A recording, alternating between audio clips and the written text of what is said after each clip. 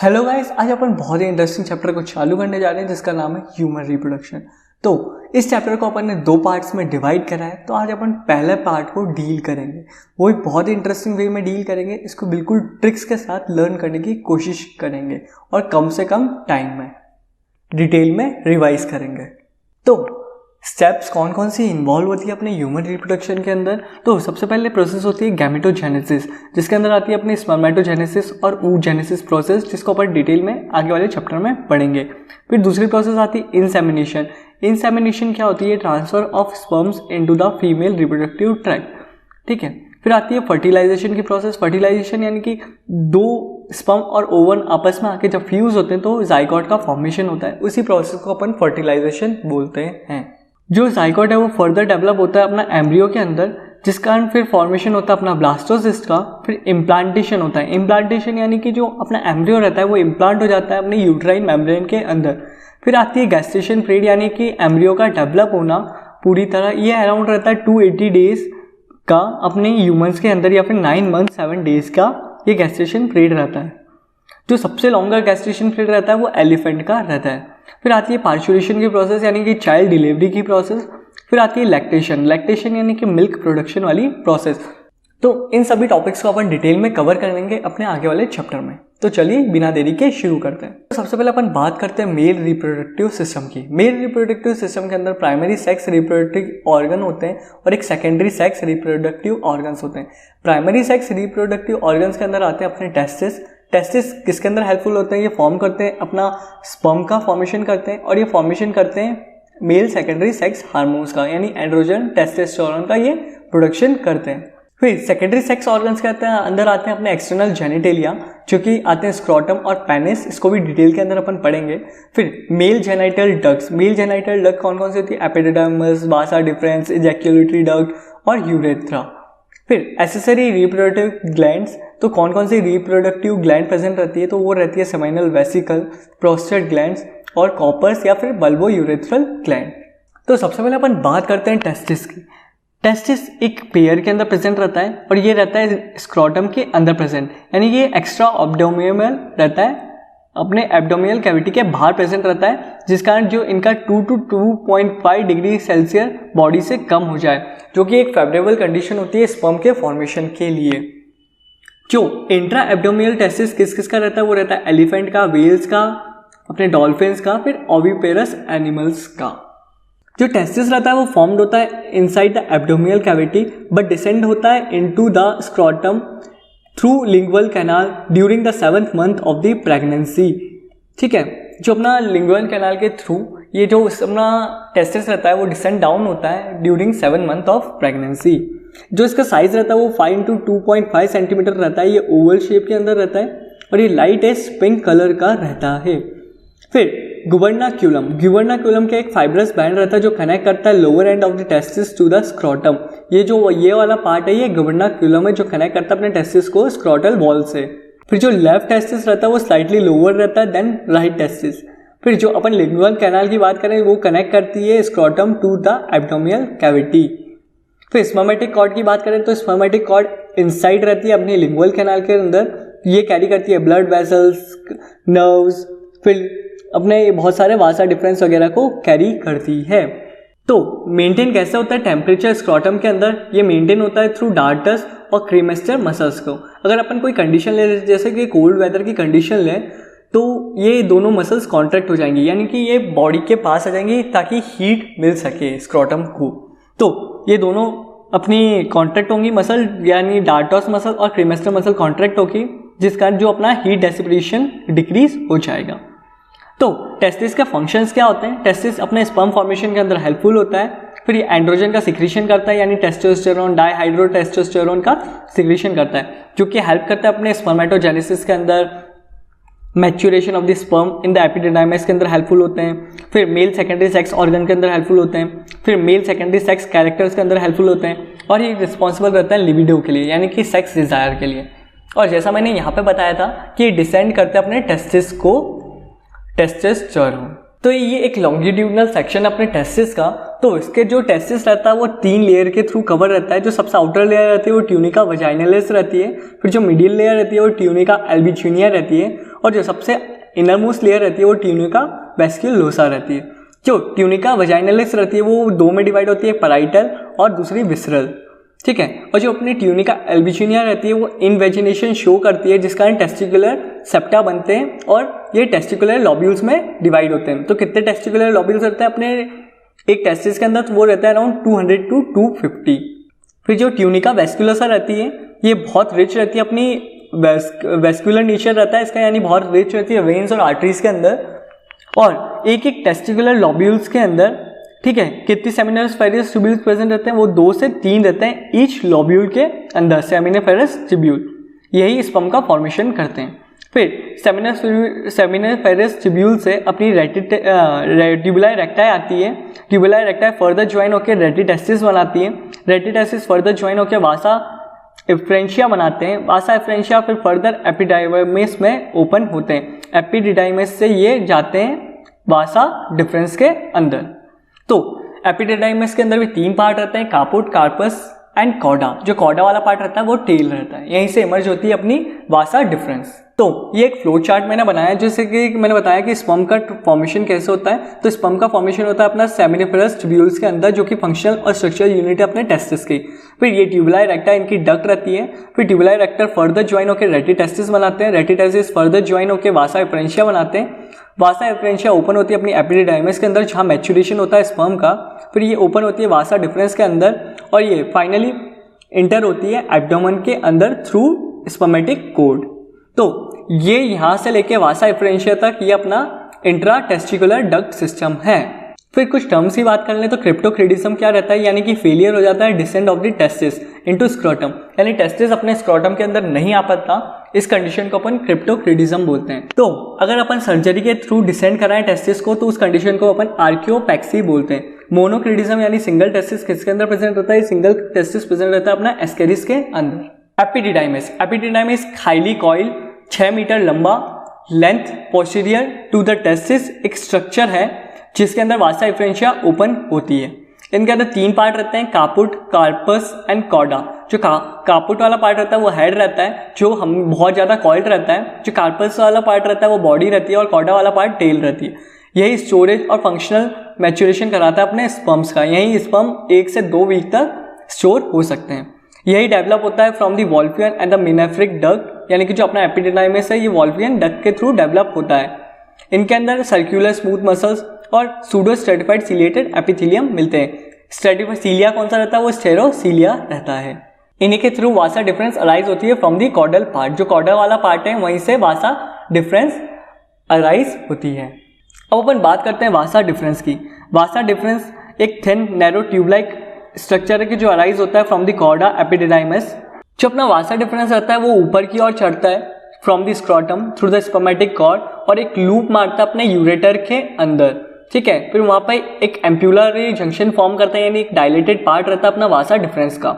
ये बना रहता है अपना सर्कुलर स्मूथ मसल्स का, ठीक है। इसके अंदर भी सूडो स्ट्रेटिफाइड सेरोसिलिएटेड एपिथेलियम प्रेजेंट रहते हैं। ये भी डेवलप होता है फ्रॉम दी वॉल्फियन डक्ट, ठीक है। इसके अंदर एक और डक्ट आके मिलती है, वो रहती है सेमिनल वेसिकल की डक्ट और ये फॉर्म करता है इजैक्युलेटरी डक्ट, यानी कि वासा डिफरेंस की डक्ट आई और सेमिनल वेसिकल की डक्ट आई और ये दोनों मिलके आपस में एक सिंगल डक्ट बनाते हैं। इसी डक्ट को अपन इजैक्युलेटरी डक्ट बोलते हैं, यानी कि बनी रहती है सेमिनल वेसिकल और वासा डिफरेंस की डक्ट के मिलके। यही इंटर करती है अपने यूरेथ्रा के अंदर थ्रू द प्रोस्टेट ग्लैंड। तो ये एक मेल रिप्रोडक्टिव सिस्टम का फ्रंट व्यू है। तो अपन इसमें थोड़ा सा जनरल ओवरव्यू जो अब तक अपन ने पढ़ा, तो ये अपने टेस्टिस हो गए, टेस्टिस से फिर ये अपना ये वासा डिफरेंस गया, वासा डिफरेंस से एक लूप मारा और ठीक है ये एम्प्यूला बनाया। एम्प्यूला ये अपनी सेमिनल वेसिकल रहती है, यहाँ से ये गई और ये इजैक्युलेटरी डक्ट बनाई। इजैक्युलेटरी डक्ट जो ओपन हुई वो ओपन हुई अपनी किसके अंदर? In the penile prostate urethra. ये अपनी प्रोस्टेट ग्लैंड है, ये अपनी कॉर्पस ग्लैंड है और ये अपना पेनिस वाला रीजन है। ये बेसिकली जो ये मिडिल में दिख रहा है ये यूरेथ्रा वाला पार्ट है और ये जो अपना हल्का सा जो फूला हुआ पार्ट रहता है वो ग्लैंस पेनिस रहता है। ये अपनी यूरेटर है, यानी यूरिन भी यहाँ से आती है। जो अपना यूरेथ्रा रहता है वो यूराइनो जेनाइटल डक्ट भी कहते हैं, क्योंकि इसके अंदर यूरिन और सीमन दोनों का पास आउट होता है। अब अपन कुछ ग्लैंड्स के बारे में बात कर लें जो कि प्रेजेंट रहती है अपनी मेल रिप्रोडक्टिव सिस्टम के अंदर। तो सबसे पहले अपन बात करते हैं प्रोस्टेट ग्लैंड की। प्रोस्टेट ग्लैंड सिंगल नंबर में रहती है और ये प्रेजेंट रहती है at the base of the urinary bladder, जैसे अपन ने पिछले वाले डायग्राम में देखा, जो ये वाली ग्लैंड रहती है वो प्रोस्टेट ग्लैंड रहती है, जो कि बेस में प्रेजेंट है ऑफ द यूरिनरी ब्लैडर। तो इनका सिक्रीशन क्या क्या रहता है? इनका सिक्रीशन रहता है कैल्शियम एंड पोटेशियम आयन, फिर ये सिट्रेट आयन को भी सिक्रीट करते हैं, एल्ब्यूमिन प्रोटीन को, लिपिड्स को और प्रोफाइब्रिनोलाइसिन को। इनका जो सिक्रीशन रहता है वो 25 to 30% बनाता है सीमन का। एल्कलाइन सिक्रीशन रहता है और ये एक मिल्की जेली लाइक सिक्रीशन करता है। फिर दूसरी अपनी ग्लैंड रहती है वो रहती है सेमाइनल वेसिकल। ये भी एक पेयर के अंदर प्रेजेंट रहती है। ये भी डेवलप होती है फ्रॉम दी वॉल्फियन डक्ट। ये एक ट्यूबुलर कॉइल टाइप की अपनी ग्लैंड है। ये भी लोकेट होती है on the dorsolateral side of the urinary bladder. यही ग्लैंडुलर सिक्रीशन करती है, ग्लैंडुलर स्ट्रक्चर रहता है और ये ज्वाइन होती है from the vasa deferens to form the ejaculatory duct. मैंने जैसे बताया इजैकुलेटरी डक्ट किस किस के मिलकर बनी रहती है? वासा डिफरेंस और सेमाइनल वेसिकल की। तो इनके सिक्रीशन की बात करें तो इनका सिक्रीशन भी अल्कलाइन रहता है नेचर के अंदर। क्या क्या सिक्रीट करती है? ये फ्रक्टोज सिक्रीट करती है। फ्रक्टोज केवल और केवल अपने स्पर्म के अंदर मिलता है, जिस वजह से अपन इसको रेप के केसेस के अंदर भी फॉरेंसिक टेस्ट कर सकते हैं। यानी अगर किसी का रेप हुआ रहता है तो अपन उसमें सबसे पहले क्या देखते हैं? फ्रक्टोज है कि नहीं है उसकी बॉडी में। ये इसके अलावा कहीं और नहीं मिलता है। फिर इनोसिटॉल, फिर प्रोस्टोग्लैंडिन जो कि एक अपना कॉन्ट्रैक्शन करता है फीमेल ट्रैक्ट के अंदर। फिर फाइब्रिनोजन जो कि डिक्रीज करता है मोटिलिटी ऑफ द सीमन को। फिर कॉपर्स और बल्बो यूरेथ्रल ग्लैंड की बात करें तो ये लोकेट होती है इन द मेम्ब्रेनस यूरेथ्रा और ये ओपन होती है इनटू द पिनाइल यूरेथ्रा। ये ट्रांसपेरेंट जेली लाइक का इसका सिक्रीशन होता है। ये भी अल्कलाइन रहता है। ये प्री इजैकुलेटरी फ्लूइड को सिक्रीट करती है, यानी ये लुब्रिकेट करती है अपने पेनिस को और न्यूट्रलाइज करते हैं acidity of the urethra and the vaginal tract. अब हम बात करते हैं पेनिस की। पेनिस एक सिलेंड्रिकल मस्कुलर कॉपुलेटरी ऑर्गन है। ये यूरेथ्रा इसी के थ्रू पास आउट होता है, ठीक है। ग्लैंस पेनिस इसका जो अपन ने बताया था, ये एंटीरियर वाला पार्ट रहता है जो कि वाइडर पार्ट रहता है अपने पेनिस का। ये कवर रहता है थ्रू द परप्यूस या फोर स्किन। एक loose retractable fold of skin है on the glans penis.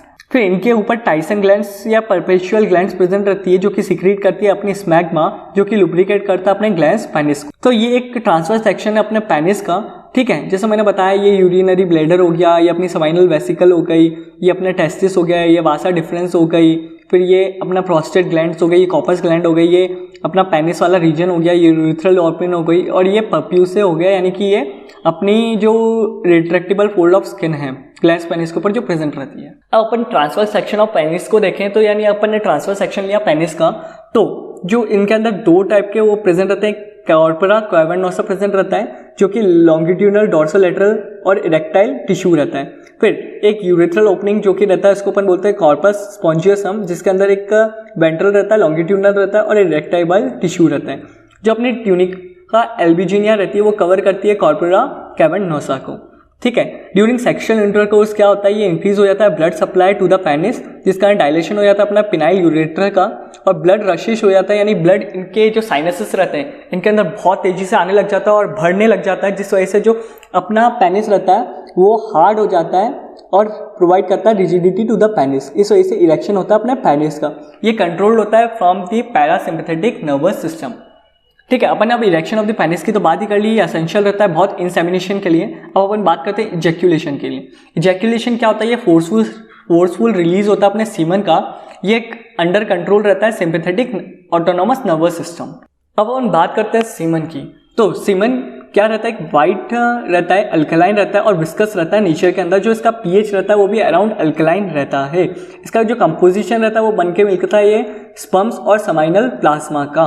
Seminal plasma किस वजह से कंट्रीब्यूट होता है? ये कंट्रीब्यूट होता है from the secretion of the seminal vesicle, prostate glands and the Cowper's gland. तो कितनी क्वांटिटी पर इंटरकोर्स रिलीज होती है फ्रॉम द इजैक्यूलेशन? तो ये 2 to 3 ml पर इंटरकोर्स रिलीज होता है। 1 ml के अंदर 100 मिलियन स्पर्म्स रहते हैं। एक इजैक्यूलेशन के अंदर यानी टोटल स्पर्म्स हो जाते हैं 200 से 300 मिलियन स्पर्म्स।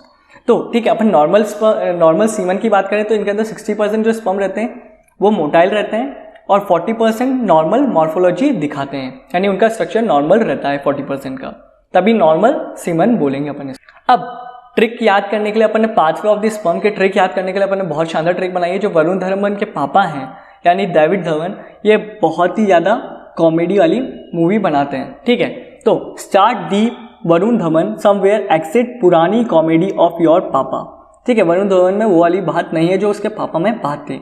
तो ऐसे सेमिनिफेरस ट्यूब्यूल्स, आर से रेटिटेस्टिस, डी से डक्टस इन्फेसिया, फिर ई से एपिडिडाइमिस, फिर वी डी से वासा डिफरेंस समवेयर यानी सेमिनल वेसिकल, फिर ejaculatory duct, prostate gland, Cowper's gland, फिर यूरेथ्रा, फिर लास्ट में आता है अपना पेनिस। अब अपन एक ट्रांसफर सेक्शन लेते हैं टेस्टिस का, यानी टेस्टिस का ट्रांसफर सेक्शन लेने के बाद अपन बात करेंगे तो इनके अंदर क्या रहता है। इनके अंदर लेडिक सेल्स प्रेजेंट रहते हैं और एक सेमिनिफेरस ट्यूब्यूल प्रेजेंट रहता है। सेमिनिफेरस ट्यूब्यूल के अंदर एक जर्म सेल्स प्रेजेंट रहते हैं और एक सर्टोली सेल्स प्रेजेंट रहते हैं। जो अपना सेमिनिफेरस ट्यूब्यूल रहता है वो ट्यूनिका परप्यूरा के थ्रू भी कवर रहता है। तो अपन बात करते हैं सबसे पहले जो लेडिक सेल्स इंटरस्टिशियल सेल्स रहते हैं जो कि दो सेमिनिफेरस ट्यूब्यूल्स के स्टोमा के बीच में मिलते हैं, तो ये प्रोड्यूस करते हैं अपने टेस्टोस्टेरोन को। ठीक है, ये कहाँ मिलते हैं, मैंने जैसा बताया between seminiferous tubules in the interstitial space के अंदर मिलते हैं। ये एक एंडोक्राइनल सेल्स रहते हैं जो कि प्रोड्यूस करते हैं एंड्रोजन यानी टेस्टोस्टेरोन या डाइहाइड्रोटेस्टोस्टेरोन को प्रोड्यूस करते हैं। ये स्टिमुलेट होते हैं फ्रॉम एलएच यानी ल्यूटिनाइजिंग हार्मोन के थ्रू ये स्टिमुलेट होते हैं। फंक्शंस क्या रहता है अपने टेस्टोस्टेरोन का, ये हेल्प करता है स्पर्मेटोजेनेसिस के अंदर और ये डिसेंड कराता है अपने टेस्टिस का और ये ही फॉर्म करते हैं अपने फॉर्मेशन के अंदर हेल्पफुल होते हैं मेल सेकेंडरी सेक्स कैरेक्टर के लिए। अब अपन बात करते हैं मेल जर्म सेल्स की। मेल जर्म सेल्स जो रहता है वो प्रेजेंट रहते हैं इनसाइड द सेमिनिफेरस ट्यूब्यूल्स और यही सिक्रीट या जनरेट करते हैं, ठीक है, अपने स्पर्म्स को। ये क्यूबॉइडल नेचर के अंदर रहते हैं, ये डिप्लॉइड रहते हैं नेचर के अंदर, यानी इनके अंदर total number of chromosome 46 chromosome रहते हैं। ये एक्स्ट्रा गोनेडल रहते हैं ऑरिजिन के अंदर, यानी कि ये टेस्टिस के अंदर फॉर्म नहीं होते हैं। मेल जर्म सेल्स ये टेस्टिस के बाहर फॉर्म होते हैं। ये कहाँ फॉर्म होते हैं, ये ऑरिजिनेट होते हैं from the mesoderm of the yolk sac, ठीक है, और ये माइग्रेट करते हैं अपने गोनेड्स के अंदर in the 5th week of the pregnancy और गोनेड डिफरेंशिएट होते हैं into testis and the ovary on 8th week of pregnancy. यही फॉर्म करते हैं अपने मेल गैमेट को, यानी स्पर्म्स को यही फॉर्म करते हैं मेल जर्म सेल्स। अब हम बात करते हैं सर्टोली सेल्स की यानी नर्व सेल्स की। ये कॉलमनार जर्मिनल एपिथेलियम होते हैं, ठीक है। इनका फंक्शंस क्या रहते हैं, प्रोवाइड करते हैं nutrition to the developing sperm, phagocytosis activity show करते हैं, क्लीन अप करते हैं the products release during the developing sperms और यही सर्टोली सेल बैरियर भी लाते हैं, यानी कि जो अपने स्पर्म्स को इम्यूनिटी सिस्टम से अपने इम्यूनिटी सिस्टम से बचाते हैं। इनके अंदर एक्रोमेटेस एंजाइम भी प्रेजेंट रहते हैं जो कन्वर्ट करते हैं टेस्टोस्टेरोन को एस्ट्राडायोल में, जो कि बहुत असेंशियल है अपना स्पर्म फॉर्मेशन के लिए यानी स्पर्म सस्टेनेंस के लिए, ठीक है। ये प्रोड्यूस करते हैं 3 हार्मोन्स को। उन 3 हार्मोन को याद करने के लिए अपन ट्रिक बनाई है, यानी अपन जो एम करते हैं नीट का, तो एम तो ए से एंड्रोजन बाइंडिंग प्रोटीन, आई से इनिबिन और एम से म्यूलरिन इनिबिटरी हार्मोन। तो एंड्रोजन बाइंडिंग प्रोटीन क्या रहता है, ये कंसंट्रेट करता है अपने टेस्टोस्टेरोन को इन द सेमिनिफेरस ट्यूब्यूल और इनिबिन क्या करता है, ये इनिबिट करता है अपने एफएसएच को। और म्यूलरिन इनिबिटरी हार्मोन क्या रहता है, ये सप्रेस करता है म्यूलरिन डक्ट को जो फॉर्म करती है यूट्रस वगैरह। ये केवल और केवल एम्ब्रियोनिक लाइफ में प्रेजेंट रहता है जो अपना म्यूलरिन इनिबिटरी हार्मोन है। जो ल्यूमिनल पार्ट रहता है वो फॉर्म करता है एट प्यूबर्टी। अब हम बात करते हैं hormonal control of the mail reproductive system. तो कैसे ये हार्मोनल कंट्रोल होता है, तो ये हाइपोथैलेमस के थ्रू ये गोनेडोट्रोपिन स्टिमुलेटिंग हार्मोन रिलीज होते हैं, ये एंटीरियर पिट्यूटरी के थ्रू रिलीज होते हैं, ठीक है। ये एफएसएच एंड एलएच रिलीज करते हैं। जो एलएच एक्ट करता है वो लेडिक सेल्स पे एक्ट करता है और टेस्टोस्टेरोन को रिलीज करता है, जो कि रिस्पॉन्सिबल होता है सेकेंडरी सेक्स कैरेक्टर और सेकेंडरी सेक्स ऑर्गन्स के लिए। ये पॉजिटिव फीडबैक देता है स्पर्मेटोजेनेसिस के लिए, ठीक है। जो एफएसएच है वो सर्टोली सेल्स पे एक्ट करता है और इनिबिन और स्पर्मेटोजेनेसिस करवाता है, ठीक है। जैसे मैंने बताया टेस्टोस्टेरोन पॉजिटिव फीडबैक देगा अपने स्पर्मेटोजेनेसिस के लिए। अगर ये एक्सेस के अंदर सिक्रीट हो जाएगा तो ये नेगेटिव फीडबैक देगा अपने एंटीरियर पिट्यूटरी को, ताकि और सिक्रीशन ना करे। अब अपन बात करते हैं स्पर्मेटोजेनेसिस की। स्पर्मेटोजेनेसिस यानी फॉर्मेशन ऑफ द स्पर्म्स, ठीक है। ये इनसाइड होता है seminiferous tubules of the testis. ये स्टार्ट होता है at the age of the puberty, यानी 13 से 14 साल की एज पे ये स्टार्ट होता है under effect of the gonadotropic hormone, ठीक है, और एफएसएच। ये 3 स्टेजेस के अंदर होता है। इनके अंदर 3 स्टेजेस कौन सी होती है, मल्टीप्लिकेशन फेज होती है, ग्रोथ फेज होती है, मैच्योरेशन फेज होती है। जो मल्टीप्लिकेशन फेज होती है इनके अंदर माइटोसिस होती है और जो मैच्योरेशन फेज है इनके अंदर मियोसिस होती है। जो स्पर्मेटोजेनेसिस है ये फॉलोड होता है बाय स्पर्मियोजेनेसिस एंड स्पर्मिएशन। तो स्पर्मियोजेनेसिस क्या होता है, ये ट्रांसफॉर्मेशन होता है अपने स्पर्मेटिड्स का इनटू स्पर्म्स, और स्पर्मिएशन क्या होता है, ये स्पर्म्स के जो हेड रहते हैं वो डिटैच होते हैं फ्रॉम द सर्टोली सेल्स और ये रिलीज हो जाते हैं अपने ल्यूमेन के अंदर, ठीक है। डेवलपिंग स्पर्म्स जो रहते हैं वो एम्बेडेड होते हैं, अपना हेड एम्बेड करते हैं सर्टोली सेल्स के अंदर ताकि ये न्यूट्रिशन ड्रॉ कर सके उनसे। अब अपन एक स्पर्मेटोजेनेसिस की प्रोसेस का एक ओवरव्यू देख लेते हैं। मैंने ये फ्लो चार्ट बनाया है, ठीक है। जो अपना इनके अंदर स्पर्मेटोगोनिया ए और स्पर्मेटोगोनिया बी प्रेजेंट रहते हैं, ठीक है। जो स्पर्मेटोगोनिया ए रहते हैं वही स्पर्मेटोगोनिया बी बनाते हैं, यानी कि एक मेल जर्म सेल्स रहते हैं, ठीक है। अगर बाई चांस कमी पड़ जाए स्पर्मेटोगोनिया बी की तो ये स्पर्मेटोगोनिया ए बनाते हैं, ठीक है। ये फर्दर डिवाइड होते हैं, ये फर्दर 7 माइटोसिस शो करते हैं और बनाते हैं अपना प्राइमरी स्पर्मेटोसाइट, यानी बहुत सारे स्पर्मेटोसाइट्स बनते हैं, अराउंड 128 7 माइटोसिस यानी 128 प्राइमरी स्पर्मेटोसाइट्स बनते हैं। इनके अंदर फर्दर मियोसिस 1 होती है और ये फर्दर 2 में डिवाइड हो जाते हैं, यानी कि ये डिप्लॉयड कंडीशन से हैप्लॉयड कंडीशन के अंदर आ जाते हैं। फिर सेकेंडरी स्पर्मेटोसाइट फर्दर डिवाइड होते हैं और ये बना लेते हैं स्पर्मेटिड्स। स्पर्मेटिड्स का भी जो क्रोमोसोमल नंबर रहता है वो 23 रहता है। फिर जो स्पर्मेटिड्स रहते हैं वो ट्रांसफॉर्म होते हैं इन द स्पर्म्स। इसी प्रोसेस को अपन स्पर्मियोजेनेसिस भी बोलते हैं। इसको याद करने के लिए अपन ने बहुत शानदार ट्रिक बनाई है। 2 रिच अमेरिकन बिजनेसमैन हैं, वो सैम ए और एक सैम बी है। जो सैम बी रहता है वो मल्टी टैलेंटेड रहता है, इनके पास सभी की इंडस्ट्रीज है, ऑटोमोबाइल, अपनी टेक्सटाइल वगैरह, ठीक है। इसके पास बहुत सारी इंडस्ट्रीज है, क्लॉथिंग वगैरह। इसके 2 बेटे होते हैं, सैम बी और सैम बी, ठीक है।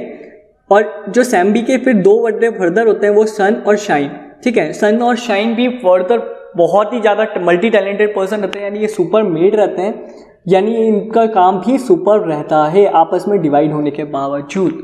अब अपन बात करते हैं जो 8 जर्म सेल रहते हैं प्रेजेंट रहते हैं अपने टेस्टिस के अंदर, ये प्यूबर्टी के अंदर डिवाइड होते हैं, फर्स्ट माइटोसिस शो करते हैं और वॉल ऑफ द सेमिनोफेस ट्यूब्यूल्स के अंदर टाइप ए और टाइप बी के दोनों सेल्स प्रेजेंट रहते हैं। Type A further type A बनाता है और टाइप ए ही फर्दर टाइप बी बनाता है। ये स्पर्मेटोजेनियम शो करते हैं, यानी 7 माइटोसिस और एक मियोसिस शो करते हैं, तो टोटल 512 स्पर्म्स बनते हैं। यानी कि एक स्पर्मेटोसाइट्स कितने ही बनाता है, 2 सेकेंडरी स्पर्मेटोसाइट बनाता है, 4 स्पर्मेटिड्स बनाता है और 4 स्पर्म्स बनाता है। एक सेकेंडरी स्पर्मेटोसाइट्स कितना प्रोडक्ट रिलीज करता है, तो 2 स्पर्मेटिड्स बनाता है और 2 स्पर्म्स बनाता है। अब अपन बात करते हैं ह्यूमन स्पर्म्स की। ह्यूमन स्पर्म डिस्कवर करे थे अपने लियोवेन हुक ने। इसका जो साइज रहता है वो 55 माइक्रोन टू 5 माइक्रोन रहता है। जो सारे अपने एनिमल स्पर्म रहते हैं वो मोटाइल नेचर के अंदर रहते हैं, यानी फ्लैजिलेटेड रहते हैं, एक्सेप्ट एस्केरिस। इसका जो अपना स्पर्म रहता है वो नॉन फ्लैजिलेटेड रहता है। अब हम बात करते हैं स्ट्रक्चर ऑफ द स्पर्म की, तो इनके अंदर 4 पार्ट्स होते हैं। हेड पार्ट होता है, नेक पार्ट होता है, मिडिल पीस होता है और टेल पार्ट होता है।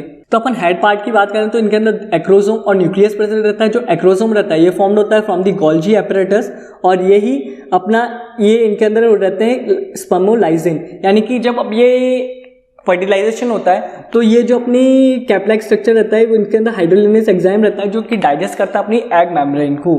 फिर नेक रीजन के अंदर 2 सेंट्रियोल प्रेजेंट रहता है, एक प्रॉक्सिमल सेंट्रियोल रहता है जो कि क्लीवेज के अंदर हेल्पफुल होता है, ठीक है, और एक डिस्टल का सेंट्रियोल रहता है जो कि अपनी बेसल मेटाबॉलिक एक्टिविटी करता है। मिडिल पीस के अंदर अपने माइटोकॉन्ड्रिया और एक्सियल फिलामेंट रहते हैं। जो एक्सियल फिलामेंट और एक्सोनीम रहते हैं वो 9+2 माइक्रोट्यूब्यूल के बने रहते हैं। टेल पार्ट की बात करें, टेल पार्ट के अंदर फ्लैजिला प्रेजेंट रहता है जो कि 9+2 अरेंजमेंट का रहता है।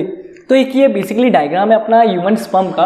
तो ये जो वाला पार्ट है ये अपना एक्रोसोम है, ठीक है, ये फिर न्यूक्लियस आ गया इसका, फिर ये सेंट्रियोल रीजन हो गया, यानी दोनों सेंट्रियोल्स हो गए ये अपने, ठीक है। ये जो अपना ये वाला पार्ट है ये मिडिल पीस होता है।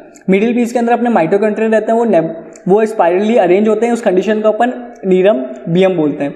और इनके अंदर जो साइटोप्लाज्मिक फ्लूइड रहता है उसको अपन मैनशेड बोलते हैं। ये अपने टेल पार्ट हो गई। टेल पार्ट के अंदर कुछ नहीं प्रेजेंट रहता, केवल और केवल फ्लैजिला प्रेजेंट रहता है। तो अपन ने ह्यूमन स्पर्म के जो भी अपन ने स्ट्रक्चर पढ़ा है उनको याद करने के लिए जो ट्रिक बनाई है, जो एंटीनेटल चेकअप रहते हैं वो बहुत ज़्यादा ज़रूरी है अपने फुल प्रेगनेंसी के अंदर। तो antenatal checkup are must in full pregnancy. तो ए से एक्रोसोम, एन से न्यूक्लियस, ये हेड वाला रीजन हो गया। फिर सी से सेंट्रियोल और नेक, तो ये अपना नेक वाला रीजन हो गया। आर मोस्ट, तो एक्सोनीम और माइटोकॉन्ड्रिया ये अब मिलके बनाते हैं अपने मिडिल पीस को। फिर एफ से फ्लैजिला, जो फ्लैजिला बनाती है वो टेल बनाती है। अब अपन बात करते हैं disorders of the mail reproductive system. तो पहला डिसऑर्डर है androgen deficiency in ageing man, यानी ADAM, यानी इसके अंदर एंड्रोपॉज हो जाता है, यानी कि after 50 years of age decrease हो जाता है सिक्रीशन ऑफ द एंड्रोजन, यानी कि टेस्टोस्टेरोन बनना डिक्रीज हो जाता है, जिस कारण स्पर्म का प्रोडक्शन डिक्रीज हो जाता है और डिक्रीज हो जाता है अपना सेक्स डिजायर। फिर इरेक्टाइल डिसफंक्शन, यानी कि absence of the erection of the penis, इस कारण अपन वाइग्रा का उपयोग लेते हैं। फिर कैस्ट्रेशन यानी कि अपन सर्जिकली रिमूव कर लेते हैं अपने टेस्टिस को, जो कि अपन बुल्स के अंदर बहुत यूज़ करते हैं, बहुत ही ज़्यादा यूज़ करते हैं अपन, ताकि जो उनका एंगरनेस है वो कम हो जाए। फिर अपन बात करते हैं वेसिक्टोटॉमी की, यानी कि कटिंग कर देते हैं और लाइगेशन कर देते हैं अपना वासा डिफरेंस का, जिस कारण ये परमानेंट हो जाती है, यानी परमानेंट स्टेरिलाइजेशन कंडीशन आ जाती है। क्रिप्टोक्रिटिज्म की बात करें तो ये जो डिसेंट रहता है वो टेस्टिस का नहीं हो पाता और इसको सर्जरी की तरह सही करा जाता है, उस सर्जरी को अपन ऑर्कियोपैक्सी बोलते हैं। फिर बैगनिन प्रोस्टेटिक का अपना हाइपरट्रॉपी यानी कि एनलार्जमेंट हो जाता है अपना प्रोस्टेट ग्लैंड के कारण, तो जिस कारण जो यूरेथ्रा रहता है वो दबने लग जाता है, जिस कारण जो अपनी इंक्रीज हो जाती है मिक्यूरेशन की फ्रीक्वेंसी एट द नाइट, तो इसको अपन नॉक्ट्यूरा कंडीशन बोलते हैं। मैलिजेंट प्रोस्टेटिक कैंसर यानी कि ये स्प्रेड होता है टू द अदर ऑर्गन्स को भी ये स्प्रेड कर सकता है। एस्पर्मिया कहते रहते हैं जिसके अंदर कोई भी सीमेन प्रोडक्ट नहीं रहता। एजोस्पर्मिया क्या रहते हैं, सीमेन रहता है बट स्पर्म्स नहीं रहते हैं।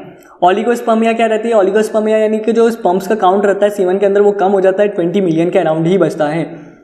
एस्थेनोजूस्पर्मिया यानी कि डिक्रीज हो जाती है अपनी मोटिलिटी स्पर्म की। फिर आता है अपना टेराटोजूस्पर्मिया यानी कि एबनॉर्मल मॉर्फोलॉजी आती है अपने स्पर्म्स की। फिर इलिंगुअल हार्निया यानी कि ये डिसलोकेशन हो जाता है अपना इंटेस्टाइनल का इनटू द स्क्रोटम यानी कि लिंगुअल कैनाल के पास आ जाती है अपनी इंटेस्टाइन, स्मॉल इंटेस्टाइन। हाइड्रोकॉकल, तो हाइड्रोकॉली क्या हो जाता है, collection of the serous fluid हो जाता है इनसाइड द ट्यूनिका वजाइनलिस। अब अपन बात करते हैं फीमेल रिप्रोडक्टिव सिस्टम की, तो इनके अंदर भी प्राइमरी सेक्स ऑर्गन्स होते हैं, सेकेंडरी सेक्स ऑर्गन्स होते हैं और एक्सटर्नल जेनिटिलिया होते हैं और कुछ ग्लैंड्स भी प्रेजेंट रहती हैं। तो अपन सबसे पहले बात करते हैं प्राइमरी सेक्स ऑर्गन्स के अंदर ओवरी प्रेजेंट रहती है, जिनके अंदर फीमेल गैविट फॉर्म होता है यानी कि ओवम का फॉर्मेशन होता है, जिस कारण ये प्रोडक्शन करते हैं अपने फीमेल सेक्स हार्मोन्स का यानी एस्ट्रोजन और प्रोजेस्टेरोन का ये प्रोडक्शन भी करते हैं। अपन बात करते हैं सेकेंडरी सेक्स ऑर्गन के अंदर आते हैं अपनी जेनिटल डक्ट्स, जैसे कि अपनी फैलोपियन ट्यूब्स हो गई, यूट्रस हो गया, सर्विक्स हो गई, वजाइना हो गया। फिर एक्सटर्नल जेनिटिलिया के अंदर आते हैं अपने मॉस प्यूबिस, क्लाइटोरिस, वेस्टिब्यूल और लेबिया माइनोरा और लेबिया मेजोरा। ठीक है, और जो अपनी रिप्रोडक्टिव ग्लैंड्स रहती हैं उनके अंदर उसको एग्जाम्पल को याद करने के लिए अपने ट्रिक बनाइए। जो अपना MBBS रहता है तो उसमें से एक बी को रिमूव कर दो तो MBS यानी अपनी मेमोरी ग्लैंड हो गई, बी से बार्थोलिन ग्लैंड हो गई और S से स्किन ग्लैंड है। अब अपन बात करते हैं ओवरी की, तो ओवरी एक पेयर के अंदर प्रेजेंट रहती है। इसकी लोकेशन क्या रहती है, इसकी लोकेशन रहती है ये अपनी एब्डोमिनल कैविटी के अंदर पाई जाती है। ये अटैच रहती है to uterus by ovarian ligament और ये अटैच रहती है to the body wall by mesovarium. तो ये अपना मीजोवेरियम है और ये जो अटैच रहती है टू यूट्रस वॉल तो वो ओवेरियन लिगामेंट होता है। इसका शेप कैसा रहता है, ये आलमंड टाइप शेप का रहती है, यानी जो इसका डायमीटर या डायमेंशंस की बात करें तो 4x3x2 रहता है। तो इनके फंक्शंस क्या रहते हैं, ये प्रोडक्शन करते हैं फीमेल गैमेट का और ये प्रोडक्शन करते हैं फीमेल सेक्स हार्मोन्स का, जिसकी अपन ने बात करी थी एस्ट्रोजन और प्रोजेस्टेरोन की। फिर अपन बात करते हैं जो इनका जर्मिनल एपिथेलियम रहता है ये ऊपर वाले इसमें प्रेजेंट रहता है। ठीक है, यानी कि आउटर सरफेस पे प्रेजेंट रहता है। ये सिंपल क्यूबॉइडल एपिथेलियम का बना रहता है, यानी सिंपल क्यूबॉइडल सेल्स इनके अंदर प्रेजेंट रहते हैं। जो ओवरी रहती है वो सॉलिड स्ट्रक्चर रहता है, जो यानी ये एकदम सॉलिड स्ट्रक्चर रहता है। जो इनका इंटरनल फाइब्रस है उसको अपन स्ट्रोमा बोलते हैं, वो फर्दर दो में डिवाइड होता है, एक मेड्यूलरी रीजन रहता है, एक कॉर्टेक्स रीजन रहता है। जो अंदर वाला रहता है वो मेड्यूलर रहता है और बाहर वाला कॉर्टेक्स रीजन रहता है। अब अपन बात करते हैं फैलोपियन ट्यूब की, तो फैलोपियन ट्यूब को अपन यूट्राइन ट्यूब भी बोलते हैं। ठीक है, ये बना रहता है, ये 3 पार्ट में डिवाइड होता है। ये रहता है अपना इनफेंडिबुलम, एम्प्यूला, स्थमस और लास्ट पार्ट रहता है अपना इंट्राम्यूरल पार्ट। ठीक है, जो अपना ये साइट ऑफ फर्टिलाइजेशन कौन सी रहती है, ये रहता है एम्प्यूलरी स्टमक जंक्शन के अंदर ये अपना फर्टिलाइजेशन होता है, यानी स्पर्म और ओवम का फर्टिलाइजेशन कहाँ होता है, वो होता है अपना एम्प्यूलरी स्टमक जंक्शन के अंदर। तो मैंने जैसा बताया ये 4 पार्ट्स में डिवाइड होता है, जैसे इनफेंडिबुलम, एम्प्यूला, स्थमस और इंट्राम्यूरल। तो अपना इनफेंडिबुलम वाला पार्ट जो रहता है वो क्लोज टू ओवरी रहता है। इनके अंदर फिंगर लाइक प्रोजेक्शन प्रेजेंट रहता है, जिसको अपन फिमरे बोलते हैं। फिमरे के अंदर जो ये फिमरे रहते हैं यही कलेक्ट करते हैं ओवम को और पुश करते हैं टूवर्ड्स द ओस्टियम। ओस्टियम एक का पोर रहता है जो कि कनेक्ट करता है फैलोपियन ट्यूब को विथ पेल्विक कैविटी। एम्प्यूला एक वाइडेस्ट पार्ट रहता है और ये लॉन्गेस्ट पार्ट रहता है। स्थमस एक नैरो पार्ट रहता है और ये थिन रहता है, ट्यूब लाइक पार्ट रहता है। इंट्राम्यूरल ये स्मॉलेस्ट पार्ट रहता है और यही इंटर करता है इनटू यूट्रस। तो लेंथ क्या रहती है अपनी फैलोपियन ट्यूब की, वो रहती है 10 to 12 सेंटीमीटर। जो अपनी फैलोपियन ट्यूब रहती है वो सस्पेंडेड होती है बाय डबल लेयर पेरिटोनियम, यानी इसका नाम है अपना मीजोसेफल, यानी जो ये रहती है ये मीजोसेफल रहती है। इसको अपन ओविडक्स भी बोलते हैं फैलोपियन ट्यूब को। ठीक है, इनके जो इंटरनली ये 3 लेयर का में डिवाइड होता है, यानी सीरोसा रहती है, मस्कुलर लेयर रहती है और सिलिएटेड कॉलमनर एपिथेलियम रहती है। जो सीरोसा लेयर रहती है वो पेरिटोनियम यानी इसकी ये भी विसरल की बनी रहती है और कनेक्टिव टिश्यू की बनी रहती है। जो अपनी मस्कुलर लेयर रहती है वो बनी रहती है स्मूथ मसल्स की, यानी सर्कुलर और लॉन्गिट्यूडनल मसल दोनों ही प्रेजेंट रहती है, ये मिडल लेयर बनाती है। जो अपनी सिलिएटेड कॉलमनर एपिथेलियम रहती है ये इनर मोस्ट लेयर बनाती है, ये काइनोसिलिया इनके अंदर प्रेजेंट रहते हैं। यानी काइनोसिलिया रहते हैं वो मोटाइल रहते हैं जो कि हेल्प करते हैं मूवमेंट ऑफ द एग के अंदर टूवर्ड्स द यूट्रस रीजन, और ये एस्ट्रोजन का सिक्रीशन भी करते हैं कुछ सीलिया, ठीक है। और इनके अंदर कुछ नॉन सिलिएटेड सेल्स भी होते हैं जिनको अपन पैग सेल्स बोलते हैं, पैग सेल्स, जो कि कुछ सिक्रेटरी सेल्स रहते हैं, यानी कि ये प्रोवाइड करते हैं nourishment to the sperm. Uterus को अपन वॉर्म भी बोलते हैं, ठीक है। इनका जो शेप रहता है वो इन्वर्टेड पियर लाइफ शेप रहता है। जो इनकी लोकेशन रहती है वो ब्लैडर के फ्रंट, इनमें ब्लैडर रहता है वो फ्रंट साइड रहता है और रेक्टम रहता है वो बिहाइंड साइड रहता है। जो इनकी साइज रहती है वो 7.5 × 5 × 2.5 रहती है। ये एक हॉलो स्ट्रक्चर रहता है, मस्कुलर स्ट्रक्चर रहता है और हाईली डिस्टेंसिबल स्ट्रक्चर रहता है, यानी ये कितना भी फैल सकता है। हाइमन, ह्यूमन के फीमेल के अंदर यूट्रस रहता है वो सिंप्लेक्स टाइप का रहता है इनके अंदर, इस वजह से इनको एंटीफ्लेक्स या एंटीवर्टल भी बोलते हैं, यानी bend to forwards on itself. इनके अंदर 3 पार्ट्स होते हैं, एक फंडस पार्ट होता है, एक बॉडी पार्ट होता है, तीसरा सर्विक्स पार्ट होता है। जो अपना फंडस पार्ट होता है वो अपर डोम शेप बनाता है, यानी कि जो ये वाला पार्ट है वो फंडस पार्ट है, ये अपने बॉडी वाले पार्ट हो गए, मिडिल पार्ट हो गया। और जो अपना सर्विक्स पार्ट रहता है वो नैरो वाला पार्ट रहता है जो कि कंटिन्यू होता है वजाइना के अंदर। अपने सर्विक्स के अंदर 2 स्पिंक्टर प्रेजेंट रहता है, एक इंटरनल स्पिंक्टर रहता है और एक एक्सटर्नल स्पिंक्टर रहता है। ये बहुत ही ज़्यादा पावरफुल स्पिंक्टर रहते हैं क्योंकि बेबी को कैरी करना रहता है। जो अपना इंटरनल स्पिंक्टर रहता है वो कम्युनिकेट करता है विथ यूट्रस, और जो अपना एक्सटर्नल स्पिंक्टर रहता है वो कम्युनिकेट करता है with vagina. Wall of uterus की बात करें तो वॉल ऑफ यूट्रस बनी रहती है अपनी पेरीमेट्रियम की, मायोमेट्रियम और तीसरी रहती है एंडोमेट्रियम।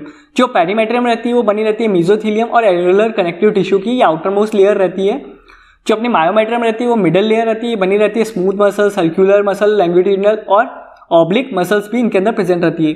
जो इनके अंदर कॉन्ट्रैक्शन होता है मायोमेट्रियम के कारण, इस कारण ये हेल्प करते हैं पार्च्यूरेशन प्रोसेस के अंदर, यानी डिलीवरी ऑफ द बेबी के अंदर ये हेल्प करते हैं मायोमेट्रियम। एंडोमेट्रियम एक इनरमोस्ट लेयर रहती है, ये हाईली वेस्कुलर रहती है, ग्लैंडुलर लेयर रहती है जो कि म्यूकस प्रोड्यूस करती है। ये बनी रहती है कॉलमनर एपिथेलियम और म्यूकोसा लेयर की। एंडोमेट्रियम फर्दर 2 लेयर्स के अंदर डिवाइड होता है, एक रहती है स्ट्रेटम बेसिलेसिस और दूसरी रहती है स्ट्रेटम फंक्शनैलिस। जो अपनी स्ट्रेटम बेसिलिस रहती है वो उसके अंदर स्ट्रेट ब्लड वेसल्स प्रेजेंट रहती है, जबकि अपनी जो स्ट्रेटम फंक्शनैलिस रहती है इनके अंदर जो रहती है वो कॉइल ब्लड वेसल्स प्रेजेंट रहती है, यानी ट्यूबुलर ग्लैंड्स प्रेजेंट रहती है जो कि वापस में कॉक स्क्रू शेप की हो जाती है, जो कि प्रोजेस्टेरोन के कारण होती है। जैसे ये अपनी स्ट्रेट है, प्रोजेस्टेरोन के कारण होने के कारण ये कॉक स्क्रू शेप की हो जाती है। तो अब ओव्यूलेशन के बाद क्या क्या चेंजेस आते हैं अपने वॉल्स ऑफ द यूट्राइन के अंदर, तो अपन इसके बारे में बात करें तो इंक्रीज हो जाती है thickness of the stratum functionalis progesterone के कारण, और म्यूकस ट्यूबुलर ग्लैंड्स क्या रह जाती है वो कॉर्कस्क्रू शेप की हो जाती हैं, जो कि सीक्रेट करते हैं अपने ग्लाइकोजन रिच न्यूट्रिटिव फ्लूइड जिसको अपन यूट्राइन मिल्क बोलते हैं, जो प्रोवाइड करता है nutrition to the embryo before implantation. अगर फर्टिलाइजेशन नहीं होता है तो प्रोजेस्टेरोन डिक्रीज हो जाएगा और शेडिंग ऑफ हो जाएगी अपनी एंडोमेट्रियम लेयर की। इसी प्रोसेस को अपन मेंसेस भी बोलते हैं, यानी कि मेंस्ट्रुअल साइकिल का इंडिकेटर होता है। आफ्टर फर्टिलाइजेशन और इम्प्लांटेशन होने के बाद क्या होता है, तो ठीक है एम्ब्रियो जब प्रेगनेंसी के कारण बनता है तो एंडोमेट्रियम के अंदर क्या क्या चेंजेस आते हैं, तो एंडोमेट्रियम लेयर को अपन डेसिडुआ बोलने लग जाते हैं। ये 3 लेयर के अंदर डिवाइड हो जाता है, ये प्रोटेक्ट करता है बेसिकली अपने एम्ब्रियो को from the mother's immune system. तो ये कौन कौन सी 3 लेयर में डिवाइड होता है, तो ये डिवाइड होता है डेसिडुआ पैराइटैलिस, डेसिडुआ बेसिलिस और डेसिडुआ कैप्सुलैरिस। तो अपनी जो डेसिडुआ पैराइटैलिस रहती है इसका कोई भी रिलेशन नहीं होता एम्ब्रियो के साथ, यानी ये वाली जो लेयर रहती है वो डेसिडुआ पैराइटैलिस रहती है, जबकि जो अपना डेसिडुआ बेसिलिस रहती है कंट्रीब्यूट करती है प्लेसेंटा फॉर्मेशन के अंदर, जो यानी ये वाली लेयर रहती है वो डेसिडुआ बेसिलिस रहती है। जो डेसिडुआ कैप्सुलैरिस रहती है सराउंड करती है अपने एम्ब्रियो को टिल 26 वीक ऑफ प्रेगनेंसी, यानी कि ये पूरी कैप्सूल लाइक स्ट्रक्चर बना लेगी और पूरा एम्ब्रियो को कवर कर लेगी। तो जो नॉर्मल सर्वाइकल कैनाल रहती है वो रहती है, उसके अंदर जो फ्लूइड आता है वो 3 to 50 ml रहता है, यानी ये थिक और चौकी कलर का फ्लूइड रहता है, जबकि फर्टाइल पीरियड के अंदर ये बन जाता है थिन और ये स्ट्रेचेबल फ्लूइड रहता है। यही ओव्यूलेशन के लिए टेस्ट होता है, यानी जब वो थिन और स्ट्रेचेबल हो जाता है। वजाइना अबाउट 7.5 to 10 सेंटीमीटर लंबी लॉन्ग रहती है, ये मस्क्यूलर कैनाल रहती है, ठीक है। ये लाइन होती है through non keratinised stratified squamous epithelium, इनके अंदर कोई भी ग्लैंड्स प्रेजेंट नहीं रहती है, ठीक है। जो अपना नेचुरल माइक्रोफ्लोरा रहता है वो लैक्टोबैसिलस रहता है, जो कि एसिडिटी प्रोवाइड करता है अपने वजाइना को। ये फंक्शन क्या रहता है इनका, वजाइना का ये एक ऑप्यूलेटरी ऑर्गन रहता है फीमेल्स का, और जो ये बर्थ कैनाल बनाता है मिलके बनाता है अपनी सर्विक्स, और जो वजाइना रहता है ये दोनों मिलके बनाती है अपनी बर्थ कैनाल। इनके अंदर ट्रांसवर्स म्यूकोइजल फोल्ड्स प्रेजेंट रहते हैं वजाइना के अंदर, इसको अपन बोलते हैं वजाइनल रुजे। जो वजाइनल ओविफिस होता है वो रहता है covered from the thin membrane, जिसको अपन हाइमन बोलते हैं। हाइमन फर्स्ट इंटरकोर्स में टूट जाता है, यानी रप्चर हो जाता है, यानी और ये एक्सरसाइज के दौरान भी रप्चर हो सकता है। तो यानी जो हाइमन प्रेजेंट रहता है वो प्रेजेंस और अब्सेंस उसका कोई भी वर्जिनिटी का इंडिकेट नहीं है फीमेल के अंदर। अब अपन बात करते हैं एक्सटर्नल जेनिटिलिया इन फीमेल। तो इसको याद करने के लिए अपने ट्रिक बनाई है। जो exercise of math and chemistry रहते हैं वो बहुत ही ज़्यादा ईजी या लेंदी रहते हैं, बहुत ज़्यादा लेंदी रहते हैं। तो exercise of math and chemistry is very lengthy. तो ई से एक्सटर्नल जेनिटिलिया, फिर एम से मॉस प्यूबिस, सी से क्लाइटोरिस, बी से वेस्टिब्यूल और एल से लेबिया। इसको अपन वल्वा भी बोलते हैं। फीमेल के अंदर जो यूरेथ्रा और वजाइनल ओपनिंग रहती है वो सेपरेट रहती है और ये ओपन होते हैं इनटू द ये बाउल शेप्ड कैविटी के अंदर, जिसको अपन वेस्टिब्यूल बोलते हैं। तो ये अपना डायग्रामेटिक रिप्रेजेंटेशन है अपना एक्सटर्नल जेनिटिलिया का। तो जो ये वाला पार्ट पूरा रहता है ये वेस्टिब्यूल रहता है, जिसके अंदर ये जो ये वाली है ये अपनी यूरेथ्रल ओपनिंग है, ये अपनी वजाइनल ओपनिंग है, ठीक है। और उसके बाद जो ये वाला पार्ट रहता है ये अपना लेबिया माइनोर, ये लेबिया माइनोरा हो गया, और जो इनके एंटीरियर जंक्शन पे प्रेजेंट रहता है उसको अपन क्लाइटोरिस बोलते हैं। फिर ये जो वाला पार्ट रहता है ये अपना लेबिया मेजोरा रहता है, और ये अपना मॉन्स प्यूबिस रहता है। ये जो फॉरशीट रहता है ये दोनों का अटैचमेंट प्रोवाइड करता है, और रेक्टम और अपने इसके ओपनिंग के बीच में जो गैप रहती है इसको अपन पेरिनियम बोलते हैं। और इनके अंदर दो ग्लैंड भी प्रेजेंट रहती है। जो वजाइनल ओपनिंग के पास ग्लैंड प्रेजेंट रहती है उसको अपन बार्थोलिन ग्लैंड बोलते हैं, और जो अपनी यूरेथ्रल ओपनिंग के पास ग्लैंड प्रेजेंट रहती है उसको अपन स्किन ग्लैंड बोलते हैं। तो थोड़ा अपन डिटेल ओवरव्यू ले लेते हैं एक्सटर्नल जेनिटिलिया जो प्रेजेंट रहता है फीमेल्स के अंदर। तो वेस्टिब्यूल की बात करें, वेस्टिब्यूल के अंदर दो ओपनिंग प्रेजेंट रहती है, एक यूरेथ्रल ओपनिंग रहती है, एक वजाइनल ओपनिंग रहती है। जो यूरेथ्रल ओपनिंग रहती है वो अपर पार्ट में रहती है, और जो वजाइनल ओपनिंग रहती है वो लोअर और पोस्टीरियर पार्ट में रहती है। लेबिया माइनोरा की बात करें तो लेबिया माइनोरा एक थिन इनर और फ्लैशी फोल्ड है अपने स्किन का, जो कि सराउंड करता है वेस्टिब्यूल को, और एक इनके एंटीरियर टिप पे स्किन का फोल्ड प्रेजेंट रहता है, उसको अपन परप्यूस बोलते हैं। क्लाइटोरिस की बात करें, क्लाइटोरिस एक small finger like spongy erectile tissue है जिसके अंदर दो कॉर्पोरा कैवर्नोसा प्रेजेंट रहती है, जो कि कवर्ड होता है थ्रू परप्यूसा। इनके एंटीरियर जंक्शन में मिलके बनता है, यानी लेबिया माइनोरा का जो एंटीरियर जंक्शन है इसके ऊपर ये प्रेजेंट रहता है। यही रिस्पॉन्सिबल होता है pleasure sensation during coitus. Labia majora की बात करें, labia majora outer thicky fleshy fold of the skin रहता है, और ये कवर करता है अपना लेबिया माइनोरा के। मॉन्स प्यूबिस की बात करें, मॉन्स प्यूबिस एक कुशन ऑफ द फैट है जो कि अपने ऊपर वाले रीजन में प्रेजेंट रहता है, ठीक है। ये कवर्ड होता है थ्रू स्किन एंड हेयर, ये सब क्यूटिनस फैट रहता है। अब अपन ने ये फॉरशीट और पेरिनियम पढ़े, तो फॉरशीट क्या रहता है, ये फोल्ड रहता है स्किन का, जो कि फॉर्म्ड होता है at the posterior junction of the labia minora, और जो पेरिनियम रहता है वो region between the fourchette and the anus.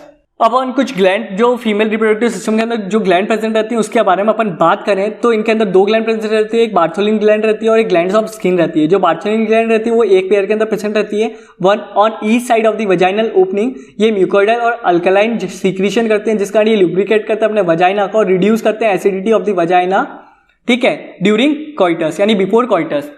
Before कॉइटस के पहले ये ना वजाइना के अंदर जो एसिडिटी प्रोवाइड होती है उसको ये अल्कलाइन मीडियम थोड़ी एसिडिटी डिक्रीज करते हैं बाय अल्कलाइन सिक्रीशन के थ्रू। अपन बात करें ग्लैंड्स ऑफ स्किन की, ये सेवरल ग्लैंड्स प्रेजेंट रहती है अराउंड द यूरेथ्रल ओपनिंग। ये लुब्रिकेट करती है अपने वजाइना को, रिड्यूस करती है acidity of the vestibule and the vagina during coitus. अब होमोलॉगी, ये फीमेल रिप्रोडक्टिव सिस्टम और मेल रिप्रोडक्टिव सिस्टम के अंदर होमोलॉगी क्या क्या प्रेजेंट है, तो अपन इसके बारे में एक डिफरेंस देख लेते हैं, यानी कि एक पढ़ लेते हैं। तो जो लेबिया मेजोरा रहता है वो स्क्रोटम से होमोलॉगी शो करता है, और जो लेबिया माइनोरा रहता है वो पीनियल यूरेथ्रा से होमोलॉगी शो करता है। क्लाइटोरिस अपना पेनिस से शो करता है, और बार्थोलिन ग्लैंड अपना कॉपर्स ग्लैंड से शो करती है, और ग्लैंड्स ऑफ स्किन अपना प्रोस्टेट ग्लैंड से शो करती है। अपन बात करते हैं मैमरी ग्लैंड की, तो ये कैरेक्टरिस्टिक फीचर है अपने मैमल्स का। ये प्रेजेंट रहती है मेल और फीमेल के अंदर, दोनों के अंदर, बट नॉन फंक्शनल रहती है मेल के अंदर, ठीक है। और ये फीमेल के अंदर डेवलप होती है at the age of the puberty. ये दो प्रोमिनेंसेस रहते हैं over the pectoralis major muscles in the thoracic region. तो ये जो प्रोटोथेरियन एनिमल्स होते हैं यानी ओविपेरस मैमल्स होते हैं, इनके अंदर मैमरी ग्लैंड तो प्रेजेंट रहती है, बट इनके अंदर कोई भी निप्पल प्रेजेंट नहीं रहता। अब जो अपनी मैमरी ग्लैंड रहती है वो रहती है मॉडिफाइड स्वेट ग्लैंड रहती है, एपोक्राइन ग्लैंड रहती है और कंपाउंड ट्यूबुलर एल्वियुलर ग्लैंड रहती है। अब इनको याद करने के लिए अपने ट्रिक बनाइए सेट यानी बैठना, तो SAT, तो S से अपना जो रहता है स्वेट ग्लैंड का मॉडिफिकेशन रहता है, A से अपना एपोक्राइन रहता है और T से अपना ट्यूबुलर एल्वियुलर ग्लैंड रहती है। ये सस्पेंडेड होते हैं थ्रू द कूपर्स लिगामेंट, ठीक है। इनके अंदर 3 पार्ट प्रेजेंट रहते हैं। ग्लैंडुलर पार्ट रहता है जो कि प्रोड्यूस करता है मिल्क को, एक फाइब्रस पार्ट रहता है जो कि सपोर्ट प्रोवाइड करता है अपने ग्लैंडुलर पार्ट को, और एक फैटी और एडिपोज टिश्यू प्रेजेंट करता है जो कि अपने मैमरी ग्लैंड का साइज तय करता है। तो इनका फंक्शन क्या रहता है, ये प्रोवाइड करता है nourishment to the younger ones. Each mammary gland के अंदर 15 से 20 लोब्स प्रेजेंट रहते हैं और ईच लोब के अंदर cluster of the milk secreting sales present रहते हैं जिसको अपन मिल्क एल्वुलाई बोलते हैं। अब पैसेज कैसा होता है मिल्क का इन द मैमरी ग्लैंड, तो अपन सबसे पहले जो एल्वुलाई रहते हैं वो मिल्क का सिक्रीशन करते हैं, ठीक है। फिर उसके बाद जो मैमरी टिब्यूल बन जाते हैं, मैमरी टिब्यूल के बाद एक मैमरी डक्ट बनती है जो कि 15 से 20 रहती है एक ग्लैंड के अंदर। फिर एक लैक्टिफेरस डक्ट बनती है जो कि इनके अंदर एक डायलेटेड पार्ट रहता है जिसको अपन एम्प्यूला बोलते हैं जस्ट बिफोर द निप्पल, जिसके अंदर टेम्परेरी स्टोरेज होता है अपना मिल्क का। फिर 1 लैक्टिफेरस डक्ट प्रेजेंट रहती है और फाइनली ये ओपन हो जाता है अपना निप्पल के अंदर। तो dark pigmented area around the nipple, इसको अपन एरियोला बोलते हैं, ठीक है। यही जो रहता है ये मॉडिफाइड सेबेशियस ग्लैंड का बना रहता है, इनके अंदर एरियोलर ग्लैंड प्रेजेंट रहती है। अब वन बात करते हैं stages of the follicle development की, तो फॉलिकल कैसे डेवलप होता है अपने फीमेल्स के अंदर। तो इसकी बात करें तो प्राइमोर्डियल फॉलिकल पहले प्रेजेंट रहता है जो कि प्राइमरी oocyte रहता है, वो सराउंड होता है from the single layer of the squamous cell, यानी कि जो ये अपना प्राइमरी oocyte है वो केवल और केवल single layer of the squamous cell से सराउंड होता है। फिर बनता है प्राइमरी फॉलिकल। प्राइमरी फॉलिकल जो रहता है वो प्राइमरी oocyte रहता है, वो सराउंड होता है from the cuboidal stromal cells के थ्रू। इनके अंदर एट अ बर्थ ऑफ 2 से 4 मिलियन प्रेजेंट रहती है ओवरी, बट प्यूबर्टी की एज आते आते ये रह जाती है केवल 60,000 से 80,000 पर ओवरी।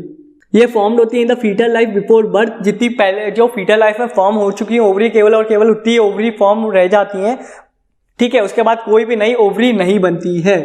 अब अपन बात करते हैं सेकेंडरी फॉलिकल की, तो ये बनती है आफ्टर प्यूबर्टी की एज पे, ठीक है। तो ये क्या रहता है अपना, ये रहता है जो अपना प्राइमरी oocyte रहता है वो सराउंडेड होता है फ्रॉम दी मल्टीपल लेयर। इस लेयर को अपन ग्रैन्युलोसा सेल्स बोलते हैं। जो ये लेयर बन रही है इसको अपन ग्रैन्युलोसा सेल्स बोलते हैं, और जो ये ग्रैन्युलोसा सेल्स रहते हैं वो फर्दर सराउंड होते हैं फ्रॉम दी थीका लेयर। जो आउटर लेयर रहती है उसको थीका लेयर बोलते हैं।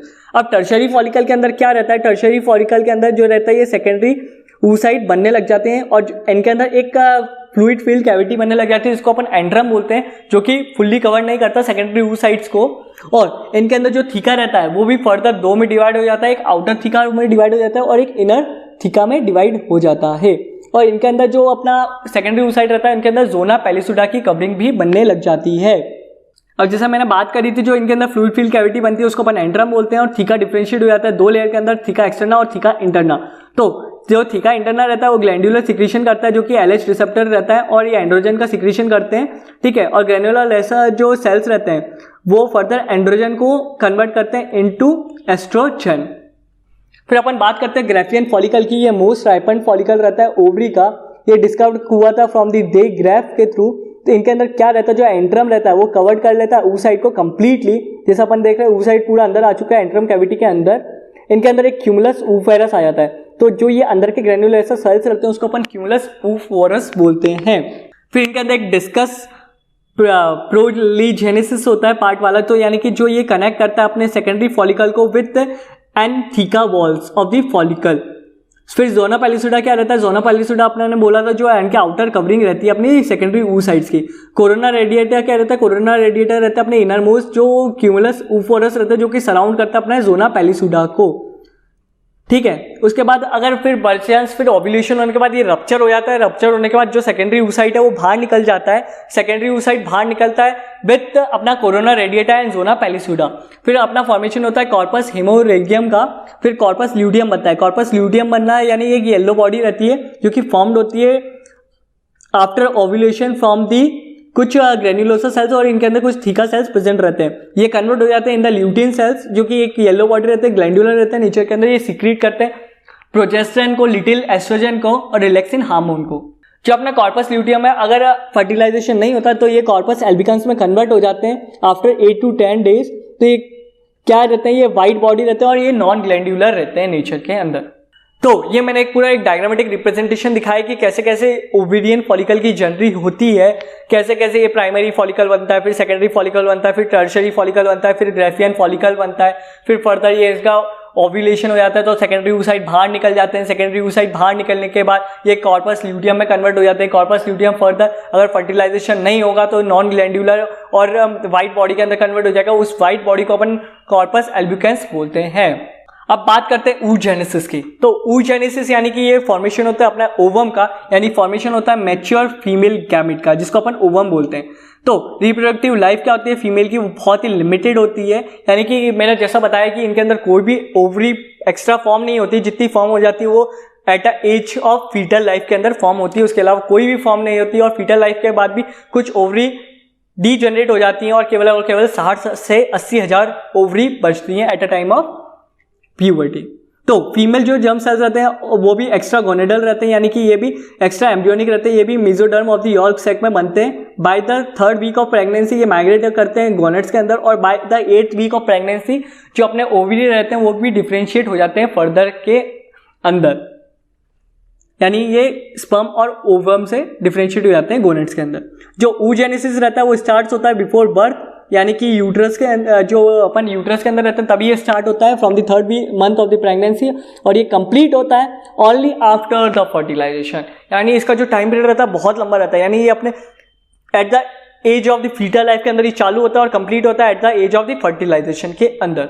तो oogenesis के प्रोसेस को थोड़ा डिटेल में देखते हैं। तो अपने जो अपन ने जैसा बताया था जो एम्ब्रियोनल लाइफ में रहता है तो फीटल वही ओवम रहता है, वो डिवाइड होता रहता है, बट प्यूबर्टी एज तक ये रुक जाता है। ठीक है, तो ये मतलब प्राइमरी oocyte है ना अरेस्ट हो जाता है प्यूबर्टी की एज पे। ठीक है, कि ये अरेस्ट हो जाता है in the diplotene stage of the prophase 1 of the meiosis 1। फिर ये फर्दर जब तक प्यूबर्टी की एज आती है फिर ये फर्दर राइपन्ड होता है और फॉर्म करता है प्राइमरी oocyte जो अरेस्टेड वाला रहता है, वो कंप्लीट करता है अपना meiosis 1 at the age of the puberty. वो कन्वर्ट होता है फर्स्ट पोलर बॉडी और सेकेंडरी oocyte के अंदर। सेकेंडरी oocyte फर्दर अरेस्ट हो जाता है in the metaphase 2 of the meiosis 2 की प्रोसेस के अंदर। क्या होता है फिर जब फर्टिलाइजेशन होगा तो फर्दर आगे प्रोसेस फर्दर मियोसिस कंप्लीट होगी। अगर फर्टिलाइजेशन नहीं होता है तो प्रोसेस मियोसिस कंप्लीट नहीं होगी। अगर फर्टिलाइजेशन होता है तो ये सेकेंड पोलर बॉडी और ओवरी के अंदर कन्वर्ट हो जाएगा, नहीं तो सेकेंडरी oocyte डीजनरेट हो जाएगा इन अनफर्टिलाइज कंडीशन के अंदर। तो अपन अब बात करते हैं oogenesis की थोड़ी डिटेल के अंदर। तो इनके अंदर जो मल्टीप्लिकेशन फेज होता है इनके अंदर क्या रहता है, जो अपना फीमेल जर्म सेल रहता है वो डिवाइड होता है by mitosis, form more oogonia and finally form primary oocyte, जो कि अरेस्ट हो जाता है at a diplotene stage of the prophase 1 of the meiosis 1। तो इस वजह से अपने को क्या ये कहाँ से स्टार्ट होता है, ये स्टार्ट होता है from the 2nd month of the pregnancy and completed by the 22 and 25th week of the pregnancy. यानी ये कंप्लीट होता है बिफोर बर्थ और कोई भी नए oogonia फॉर्म नहीं होते हैं आफ्टर बर्थ। इनके अंदर जो ग्रोथ फेज रहता है वो बहुत ही लंबा रहता है, ये चलता है from the birth till puberty की एज तक। फिर जो मैच्योरेशन फेज आता है, मैच्योरेशन फेज स्टार्ट होता है at the age of the puberty, जो कि इंड्यूस कराता है अपना मियोसिस 1 और मियोसिस 2 को। तो मियोसिस 1 परफॉर्म होता है तो ओनली प्राइमरी जो oocyte रहता है वो बिकम होता है, सेकेंडरी oocyte में कन्वर्ट होता है एवरी मंथ। तो after completion of the meiosis 1 एक पोलर बॉडी बनती है और एक सेकेंडरी oocyte बनता है जो कि अरेस्ट होता है at a metaphase 2 of the meiosis 2 के अंदर। फिर अगर फर्टिलाइजेशन होगा तो ये फर्दर प्रोसेस आगे बढ़ेगी, यानी मियोसिस 2 कंप्लीट होगा। अगर फर्टिलाइजेशन नहीं होगा तो ये डीजनरेट हो जाएगा। पोलर बॉडी क्यों फॉर्म होती है? पोलर बॉडी फॉर्म होती है to reduce the genetic material to half. तो जो एक oogonia रहती है वो एक ओवम और 2-3 पोलर बॉडी बनाती है। जो अपनी एक प्राइमरी oocyte रहती है वो एक सेकेंडरी oocyte बनाती है, और जो एक प्राइमरी oocyte रहती है वो एक ओवम और 2-3 पोलर बॉडी बनाती है, और जो अपनी एक सेकेंडरी oocyte रहती है वो एक ओवम और एक पोलर बॉडी बनाती है। तो नॉर्मल एक मैच्योर ग्राफियन फॉलिकल फॉर्म होता है पर मंथ ओवरी के अंदर। अगर बाय चांस 2 फॉलिकल एक साथ मैच्योर हो जाए इन दोनों ओवरी के अंदर, ठीक है, तो 2 एग फॉर्म होंगे। अगर फर्टिलाइज होंगे तो ये अनआइडेंटिकल ट्विंस बनाएंगे, यानी कि दोनों एग अलग अलग है, 2 स्पर्म से फर्टिलाइज होंगे तो अनआइडेंटिकल ट्विंस बनाएंगे। जैसे जो अपना करण अर्जुन के अंदर अनआइडेंटिकल ट्विंस मिलते हैं। और आइडेंटिकल जब ट्विंस जब बनते हैं, जब एक ही एग 2 में डिवाइड होता है तब आइडेंटिकल ट्विंस बनते हैं। तो इसको अपन ने जो कौन से फेज में ये अरेस्ट हुआ तो उसको याद करने के लिए अपन ने बहुत ही शानदार ट्रिक बनाई है। प्रियंका एडमायर्स दीपिका एज पद्मावती 1, ठीक है, जो अपनी पद्मावत मूवी आई थी तो उसके अंदर दीपिका को एडमायर किया था प्रियंका ने। फिर शाहिद इज एडमायर्ड एज महाराजा 2, जो इनके अंदर शाहिद थे वो महाराजा 2 की तरह एडमायर्ड हुए थे। तो पी से प्राइमरी oocyte वो अरेस्ट होता है in the diplotene stage of the prophase 1। जो अपना सेकेंडरी oocyte रहता है वो अरेस्ट होता है in the stage of the metaphase 2 of the meiosis 2। तो हर साल 12 ओवर पर एग प्रोड्यूस होते हैं, ठीक है, और ये रिप्रोडक्टिव एज क्या रहती है, वो मीनो आर करती है और मीनोपॉज रहती है, यानी टोटल रिप्रोडक्टिव एज रहती है एक वुमन की 40 साल। तो रिप्रोडक्टिव लाइफ के अंदर कितने एग्स प्रोड्यूस करेगी, अराउंड प्रोड्यूस करेगी 480 to 500 एग्स एक फीमेल। अब हार्मोनल रेगुलेशन कैसे होता है ह्यूमन फीमेल रिप्रोडक्टिव सिस्टम का, तो ये हार्मोनल रेगुलेशन किस तरीके से होता है मैं बताऊं। तो हाइपोथैलेमस से गोनेडोट्रोपिन हार्मोन रिलीज हुआ और ये एंटीटरी पिट्यूटरी के थ्रू रिलीज हुए, यानी एफएसएच और एलएच रिलीज हुए। तो जो अपना एफएसएच रहता है वो ग्रेन्युलोसा सेल्स पे एक्ट करता है और जो अपना एलएच रहता है वो थीका सेल्स पे एक्ट करता है और एंड्रोजन का प्रोडक्शन करता है। जो एंड्रोजन रहता है वो फर्दर एरोमेटेज एंजाइम के कारण ये एस्ट्रोजन के अंदर कन्वर्ट हो जाते हैं और जो ये एस्ट्रोजन रहता है ये स्टिमुलेट करता है और डेवलपमेंट करता है अपने oogenesis का। फिर एक और कंट्रोल रहता है, क्या रहता है, जो अपने लो कंसेंट्रेशन ऑफ द जो एस्ट्रोजन रहती है वो नेगेटिव फीडबैक देती है अपने ल्यूटिनाइजिंग हार्मोन को। जो high concentration of the estrogen रहती है वो पॉजिटिव फीडबैक देती है अपनी ल्यूटिनाइजिंग हार्मोन को। तो अपना जो ल्यूटिनाइजिंग हार्मोन रहता है वही रप्चर कराता है ग्रेफियन फॉलिकल को और ओव्यूलेशन परफॉर्म करता है। यही फॉर्म करता है अपना कॉर्पस ल्यूटियम, यानी मेंटेन करता है और कॉर्पस ल्यूटियम को। जो अपना कॉर्पस ल्यूटियम रहता है वो सीक्रेट करता है प्रोजेस्टेरोन को, लिटिल एस्ट्रोजन को। जो अपना कॉर्पस ल्यूटियम रहता है वही सीक्रेट करता है प्रोजेस्टेरोन को और लिटिल एस्ट्रोजन को अमाउंट के अंदर और कुछ रिलैक्सिन हार्मोन को। अब हाइपोथैलेमस रहता है वो एंटीटरी पिट्यूटरी पे परफॉर्म वो होता है, स्टिमुलेट करता है और स्टिमुलेट करने के बाद ये एफएसएच रिलीज करता है। जो एफएसएच रहती है वो ओवरी के ऊपर एक्ट करती है और रिलीज करती है अपने एस्ट्रोजन और प्रोजेस्टेरोन हार्मोन को। तो अगर ल्यूटिनाइजिंग हार्मोन का लो कंसंट्रेशन है तो वो एस्ट्रोजन को नेगेटिव फीडबैक देगी, अगर हाई कंसंट्रेशन है तो पॉजिटिव फीडबैक देगी, ठीक है। पॉजिटिव फीडबैक देने के बाद ये एंडोमेट्रियम का डेवलपमेंट करवाएंगे और ये यूट्रस की वॉल को बनाएंगे, ठीक है। अगर इनका हाई कंसंट्रेशन होगा तो ये नेगेटिव फीडबैक देंगे अपने एंटीरियर पिट्यूटरी को, ताकि अपनी इनका प्रोडक्शन आप रोक दीजिए। अपन बात करते हैं मेंस्ट्रुअल साइकिल की। तो अपनी जो मेंस्ट्रुअल साइकिल रहती है वो मेंसस मतलब मंथ और ट्वेल मतलब मैन, ठीक है। तो मेंस्ट्रुअल यानी कि मंथ में एक मंथ में साइकिल होती है, तो यानी ये पीरियडिक और साइक्लिक शेडिंग ऑफ होती है अपनी एंडोमेट्रियम की, followed by the proliferation of the prepuce itself for the implantation, for prepare itself for the implantation. तो नॉर्मल ड्यूरेशन कितनी होती है 28 डेज रहती है, नॉर्मली ये 21 to 33 डेज तक भी जा सकती है। जो नॉर्मल मेंस्ट्रुअल साइकिल रहती है from the day 1 of the menses to the day 1 of the next menstrual cycle तक काउंट होती है। ये ऑकर होती है और केवल प्राइमेट मैमल्स के अंदर, इनके अंदर क्या होता है, शेडिंग ऑफ होता है अपने एंडोमेट्रियम का, वो भी स्पेशली स्ट्रेटम फंक्शनलिस का। तो इस कारण ये डिस्चार्ज होता है लिक्विड का with the blood from the vagina. ये रेगुलेट होती है by 2 hormones of the anterior pituitary यानी एफएसएच और एलएच को, और 2 हार्मोन्स ऑफ ओवरी से ये स्टिमुलेट होती है, रेगुलेट होती है, यानी कि एस्ट्रोजन और प्रोजेस्टेरोन के थ्रू ये रेगुलेट होती है। तो अपन अब मेंस्ट्रुअल साइकिल को थोड़ा डिटेल में पढ़ेंगे। यानी कि जो मेंस्ट्रुअल साइकिल रहती है तो इनके अंदर जो सबसे पहला फेज आता है वो मेंस्ट्रुअल फेज आता है, जो कि डे 1 से डे 5 तक चलता है। डे 1 के अंदर क्या होता है, जो कॉर्पस ल्यूटियम रहती है जो प्रीवियस साइकिल की वो रिग्रेस हो जाती है कंप्लीटली, यानी गायब हो जाती है कंप्लीटली। फिर डे 1 से डे 5 तक प्रोजेस्टेरोन रहता है और जो एस्ट्रोजन का लेवल रहता है बहुत ही ज़्यादा लो रहता है, यानी कि इनके अंदर शेडिंग ऑफ एंडोमेट्रियम हो जाती है जिस कारण ब्लड ऑकर होता है। Menstrual blood does not clot क्योंकि इनके अंदर फाइब्रिनोलाइसिन एंजाइम एब्सेंट रहते हैं। एफएसएच और एलएच जो रहता है फ्री फ्रॉम द इनिबिशन रहता है, यानी कि स्टिमुलेट कराता है फॉलिकल का डेवलपमेंट इन द ओवरी। फिर आता है फॉलिकुलर फेज या प्रोलिफरेटिव फेज, ये करता है फ्रॉम डे 6 टू डे 13। तो बाय द डे 7 क्या रहता है, एक डोमिनेंट फॉलिकल सेलेक्ट होता है और वही आगे फर्दर ग्रो करता है। टिल डे 13 यानी कि जो एस्ट्रोजन का लेवल रहता है वो बहुत ही हाई हो जाता है और एंडोमेट्रियम का जो प्रोलिफरेशन और डेवलपमेंट रहता है वो अंडर एस्ट्रोजन हार्मोन के अंडर होने लग जाता है। फिर high level of concentration of the estrogen stimulate करता है यानी पॉजिटिव फीडबैक देता है अपने ल्यूटिनाइजिंग हार्मोन को, और जो ये ल्यूटिनाइजिंग हार्मोन है ये ओव्यूलेशन करवाता है यानी डे 14 तक अपना ओव्यूलेशन हो जाएगा। ओव्यूलेशन यानी कि जो अपना रप्चर होता है ग्राफियन फॉलिकल का और रिलीज होता है सेकेंडरी oocyte जो कि अरेस्ट रहता है at a stage of metaphase 2 of the meiosis 2। फिर लास्ट में आता है अपना ल्यूटियल फेज या सिक्रीटरी फेज, ये अराउंड रहता है डे 15 टू डे 28। ये फिक्स्ड रहता है 14 डेज का बिफोर मेंस्ट्रुएशन, यानी कि अगर डे ऑफ ओव्यूलेशन निकालना हो तो इनमें से 14 डे माइनस कर दो। तो इनके अंदर कॉर्पस ल्यूटियम फॉर्म होता है। फिर अंडर एलएच यानी ल्यूटिनाइजिंग हार्मोन के इफेक्ट के अंडर यार कॉर्पस ल्यूटियम फॉर्म होता है, और जो ल्यूटिनाइजिंग हार्मोन रहता है वो सिक्रीट करता है प्रोजेस्टेरोन को, एस्ट्रोजन को, रिलैक्सिन हार्मोन को और इनिबिन को। जो अपना प्रोजेस्टेरोन रहता है वो क्या करता है एंडोमेट्रियम बनाता है जो और ग्लैंडुलर और सिक्रीटरी कर देता है जो एंडोमेट्रियम की वॉल। बाय द डे 25 जो अपना कॉर्पस ल्यूटियम रहता है वो बिगिन होता है टू रिग्रेस यानी कि गायब होना चालू हो जाता है यानी कि टूटना चालू हो जाता है, जिसका नेगेटिव फीडबैक जाता है of the LH and the progesterone by the estrogen in the progesterone.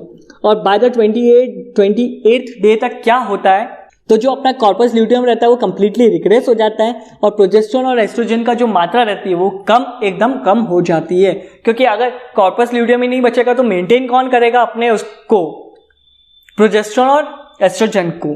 तो फिर यहां से वापस day 1 of the next menstrual cycle वापस ये रिपीट होने लग जाता है।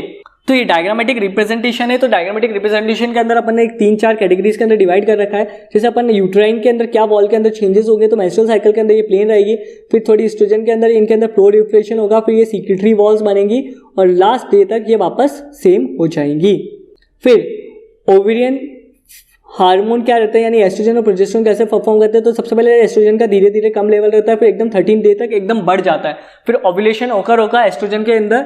फिर जो प्रोजेस्टेरोन का हार्मोन रहता है वो एकदम लो रहता है, बट जो प्रोलिफरेटिव फेज रहता है जब कॉर्पस ल्यूटियम फॉर्म हो जाता है तब इनका पीक आता है और थोड़ा थोड़ा एस्ट्रोजन का पीक भी आता है। अब एंटीरियरी पिट्यूटरी हार्मोन की बात करें तो एफएसएच धीरे धीरे बढ़ता है, पर डे 14 पे एलएच का पीक रहता है वो बहुत ज्यादा हाई रहता है। तो अपन इसका थोड़ा सा जनरल ओवरव्यू देख लेते हैं। तो इसका जनरल ओवरव्यू की बात करें तो अपना जो मेंस्ट्रुअल फेज रहता है ये होता है due to decrease in progesterone and estrogen, proliferative phase होता है due to increase in estrogen, secretory phase होता है due to increase in progesterone, जो फॉलिकुलर फेज रहता है वो होता है ड्यू टू एफएसएच, जो अपना ल्यूटियल फेज होता है वो ड्यू टू एलएच होता है, जो ओव्यूलेशन होता है वो ड्यू टू एलएच होता है। जो अपना प्रोजेस्टेरोन और एलएच का पीक रहता है वो डे 12 से डे 14 तक रहता है। एस्ट्रोजन के 2 पीक्स आते हैं, एक फॉलिकल में आता है और एक ल्यूटियल फेस में आता है। फॉलिकल यानी डे 12 से डे 14 तक और एक ल्यूटियल फेस में आता है। कुछ रिमेंबर करने के पॉइंट्स है, जैसे मीन आर्क क्या होता है ऑनसेट ऑफ द मेंसेस, यानी कि मेंसेस साइकिल पहली बार स्टार्ट होती है at the age of the puberty, यही इंडिकेट होता है ऑनसेट ऑफ द प्यूबर्टी का, यानी ये 12 से 13 साल के बीच में चालू होती है। मीनोपॉज यानी जो अपनी लास्ट मेंस्ट्रुअल साइकिल रहती है इन द फीमेल लाइफ, वो एज रहती है उसकी 48 टू 52 ईयर्स। एमेनोरिया यानी टेम्परेरी स्टॉपेज हो जाता है अपने मेंसेस साइकिल का, ये यूजुअली इंडिकेट करता है pregnancy in the young female. ये और भी कारण हो सकता है, यानी पुअर डाइट हो, माल न्यूट्रिशन हो, मेंटल स्ट्रेस हो और ड्रग्स के साइड इफेक्ट वगैरह हो, तो इस वजह से जो अपनी मेंस्ट्रुअल साइकिल रहती है वो इरेगुलर होने लग जाती है।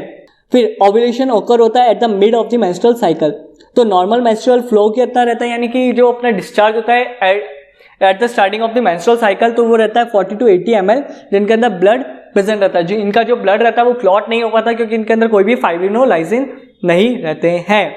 ये फर्दर के पाई चार्ट के फॉर्म में अपना कौन कौन सी साइकिल कब होती है, यानी कि जो ये अपना डे 5 तक अपन ने पढ़ा था मेंस्ट्रुअल फेज रहता है, फिर प्रोलिफरेटिव फेज आता है, फिर ओव्यूलेशन होता है, फिर सिक्रीटरी फेज या ल्यूटियल फेज रहता है।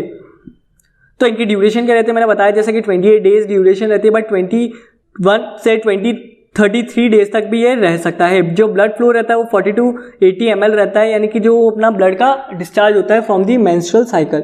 इनके अंदर सिक्रीटरी फेज रहता है वो कॉरस्पॉन्ड करता है ल्यूटियल फेज को, और जो प्रोलिफरेटिव फेज रहता है वो कॉरस्पॉन्ड करता है अपना फॉलिकुलर फेज को। जो सिक्रीटरी फेज रहता है वो फिक्स्ड रहता है हमेशा, यानी कि जो ये 14 डेज का हमेशा फिक्स्ड रहेगा सिक्रीटरी फेज। इनको याद करने के लिए मेंस्ट्रुअल साइकिल को अपन ने ट्रिक बनाई है। जो फादर है लूसी और मैंसी के, उन्होंने स्कूल फीस को पेड कर दिया है, यानी father of Lucy and Mancy paid school fees. तो एफ से फॉलिकुलर फेज, एफ से एफएसएच, ओ से ओव्यूलेशन, और इसका जो हार्मोन होता है वो एलएच होता है। Lucy as a luteal phase और LH। फिर M से मेंस्ट्रुअल फेज, फिर P से प्रोलिफरेटिव फेज, S से सिक्रेटरी फेज। ये यूट्राइन साइकिल का रहता है और ये पूरी मेंस्ट्रुअल साइकिल है और ये ओवेरियन साइकिल है। अब डिसऑर्डर्स क्या क्या होते हैं ड्यू टू मेंस्ट्रुअल साइकिल, तो रिलेटेड टू मेंस्ट्रुअल साइकिल तो एमेनोरिया यानी एब्सेंस ऑफ द मेंस्ट्रुएशन। फिर प्रीशियस प्यूबर्टी यानी onset of the maturation of the puberty before age of 8 years, यानी कि जो अपनी मेंस्ट्रुअल साइकिल है वो बिफोर 8 ईयर के पहले चालू हो जाती है। पॉलीमेनोरिया यानी इंक्रीज हो जाती है frequency of the menstrual cycle, यानी कि 21 दिन से पहले जल्दी जल्दी आने लग जाती है बार बार मेंस्ट्रुअल साइकिल। ओलिगोमेनोरिया यानी कि डिक्रीज हो जाती है फ्रीक्वेंसी ऑफ दी अपनी मेंस्ट्रुअल साइकिल, यानी कि ये 35 डेज से भी लॉन्गर चलती है। मिनोरेगिया यानी कि इनके अंदर ब्लड जो फ्लो रहता है वो इंक्रीज हो जाता है ड्यूरिंग मेंस्ट्रुअल साइकिल। डिस्मेनोरिया यानी पेनफुल मेंस्ट्रुएशन ऑकर होता है अपने फीमेल के अंदर इन मेंस्ट्रुअल साइकिल के टाइम पीरियड के अंदर, बहुत पेन होता है। अब हम बात करते हैं इस्ट्रस साइकिल की, तो ये इस्ट्रस साइकिल रहती है वो नॉन प्राइमेट मैमल्स के अंदर की होती है। इनके अंदर भी 4 फेज रहते हैं, प्रो इस्ट्रस फेज रहता है, इस्ट्रस फेज रहता है, मेटा इस्ट्रस फेज रहता है और डाइस्ट्रस फेज रहता है। जो अपना प्रो इस्ट्रस फेज रहता है ये फॉलिकुलर डेवलपमेंट करता है, इनके अंदर फॉलिकल डेवलप होता है। और जो अपना इस्ट्रस फेज रहता है इसके अंदर ओव्यूलेशन हो जाता है, यानी increase of the estrogen level, और फीमेल जो फीमेल रहती है वो रिसेप्टर यानी मेल को अट्रैक्ट करने लग जाती है। इसी पीरियड को अपन हीट पीरियड भी बोलते हैं। तो इनके अंदर ओव्यूलेशन होता है। मेटा इस्ट्रस फेज के अंदर इनके अंदर जो कॉर्पस ल्यूटियम रहता है वो स्टार्ट हो जाता है टू फॉर्म, और डाइस्ट्रस फेज के अंदर जो अपना कॉर्पस ल्यूटियम रहता है वो सिक्रीट करता है प्रोजेस्टेरोन को। ये कैरेक्टराइज होते हैं by the changes in the sexual behaviour of the female due to increase estrogen level during secretory breeding season. तो ब्रीडिंग सीजन के अंदर जो अपनी फीमेल रहती है वो बहुत अट्रैक्टिव हो जाती है, बहुत अट्रैक्ट करती है अपने मेल्स को, जिस कारण ये कैरेक्टराइस्टिक फीचर होता है फीमेल्स का। In female is said to be a heat period, तो ये फीमेल के लिए अपन हीट पीरियड बोलते हैं। इनके अंदर जो फीमेल रिसेप्टर रहती है वो अट्रैक्ट करती है मेल्स को। इनके अंदर कोई भी ब्लीडिंग ऑकर नहीं होती, यानी कि कोई भी एंडोमेट्रियम की झड़ना नहीं होता। जो एंडोमेट्रियम रहती है वो वापस रीअब्जॉर्ब हो जाती है by the uterine walls. Monoestrous animals यानी कि इनके अंदर एक साल के अंदर केवल एक ही इस्ट्रस साइकिल्स होगी, जैसे कि अपना डॉग हो गया, वॉल्फ हो गया, बियर हो गया, एंड्स हो गई, बैट्स हो गए। पॉलीएस्ट्रस फेज एनिमल्स जो होते हैं जिनके अंदर एक एस्ट्रस साइकिल से ज़्यादा परफॉर्म होती है एक साल के अंदर, तो इनके अंदर आ जाएंगे cattles, cat, rat, horse, pigs. Anoestrum यानी क्वेसेंट स्टेज रहती है between the 2 oestrus cycle. Rut cycle की बात करें तो रट साइकिल भी एक सीजनल टेस्टिकुलर एक्टिविटी है जो कि मेल्स के अंदर होती है। जो अपनी एस्ट्रस साइकिल थी वो फीमेल के अंदर होती है, जबकि जो रट साइकिल है वो मेल्स के अंदर होती है, यानी मेल अट्रैक्ट करते हैं अपने फीमेल्स को। तो ये कॉज होता है due to sexual excitement and the aggression behaviour of the males के कारण। तो इनका एग्जाम्पल अपना एक स्टे होता है और एक मेल एलिफेंट होता है, यानी स्टे यानी मेल डियर। सो गाइस, जो इसका नेक्स्ट पार्ट है यानी कि जो अपना एम्ब्रियो का डेवलपमेंट कैसे होता है वो नेक्स्ट वीडियो में, उसका मैंने लिंक डिस्क्रिप्शन के अंदर डाल दिया है। तो ये अपन ने आधा समाप्त कर चुके हैं और नेक्स्ट वीडियो देखिए इसके लिए। So thank you guys, subscribe कीजिए, कमेंट कीजिए और वीडियोस के लिए इंतजार कीजिए।